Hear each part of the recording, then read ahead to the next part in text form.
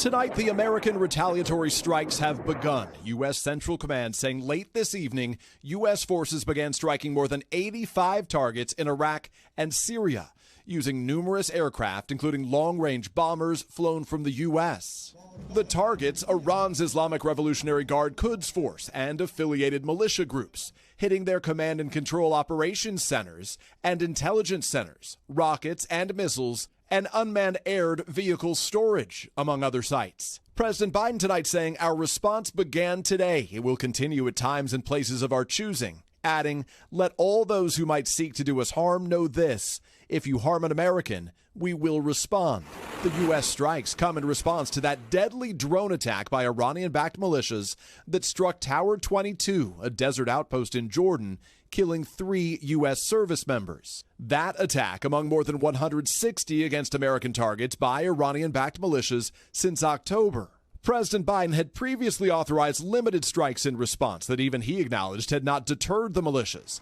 And the president has been under pressure to respond more forcefully, especially after American service members were killed.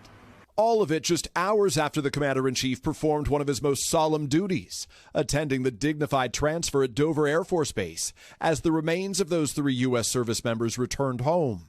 The president and first lady joining the grieving families of 46-year-old Sergeant William Rivers, a soldier's soldier, his cousin said, 24-year-old Sergeant Kennedy Sanders, whose family said she was always full of life, and 23-year-old Sergeant Brianna Moffett, her parents remembering how she could light up a room. The U.S. today also launching preemptive strikes on the Iranian-backed Houthis.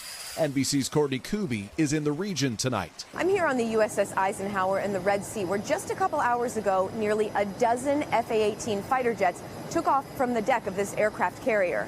Their mission, to stop multiple incoming drones fired by Houthi rebels in Yemen. They were supported by EA-18 Growlers, protecting the fighter jets from Houthi air defenses. Now, defense officials stress that these actions tonight were not part of the larger retaliatory actions that the U.S. has been talking about all week.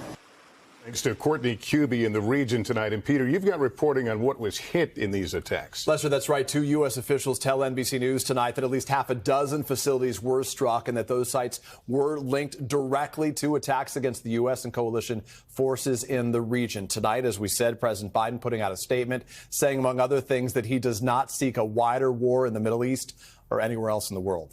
Lester? Thanks for watching. Stay updated about breaking news and top stories on the NBC News app or follow us on social media.